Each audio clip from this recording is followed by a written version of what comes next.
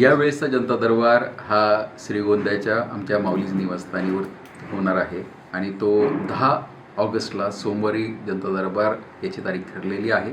माझी सर्वांना विनंती आहे, ज्यांचे कोणाचे प्रश्न प्रलंबित असतील त्यांनी नक्कीच या जनता दरबारामध्ये यावं.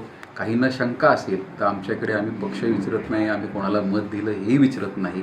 येणाऱ्या प्रत्येक व्यक्तीला चहा नाश्त्याची सोय ही आमच्या कौटुंबिक जी परंपरा आहे, वारकरी संप्रदायाची जी परंपरा आहे त्यानुसार प्रत्येकाला त्या ठिकाणी त्यांची स्नेहभोजनाची व्यवस्था केली जाते, चहापानाची व्यवस्था केली जाते आणि एक एक करून आम्ही लाईनीने जसं कोणी येईल, कोणताही वशिला जनता दरबारमध्ये चालत नाही.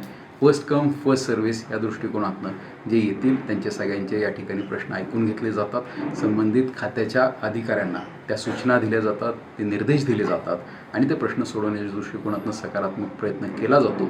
मला अभिमान या गोष्टीचा वाटतो की साधारण 80% आसपास लोकांचे प्रश्न हे जनता दरबारच्या माध्यमातून सुटलेले आहेत. आमचा प्रयत्न आहे की तो 90% आणि 100% आपला घेऊन जायचा.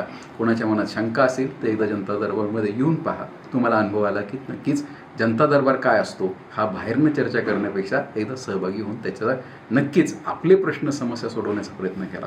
विषय राहिला कुठे भरवायचा, तर योग्य ठिकाण श्रीगोंद्यामध्ये माझ्या मते माझंच कार्यालय आहे, त्यामुळे मला तिथं रुपयाचा काही खर्च होत नाही. इतर ठिकाणी तर कुठं करायचं म्हणलं तर मला भाडं द्यावं लागेल आणि मुळात काय की कुठे करतो याच्यापेक्षा प्रश्न सुटतात हा महत्त्वाचा मुद्दा आहे आणि प्रश्न सुटतात हे मी नाही, तुम्हाला जनता सांगते.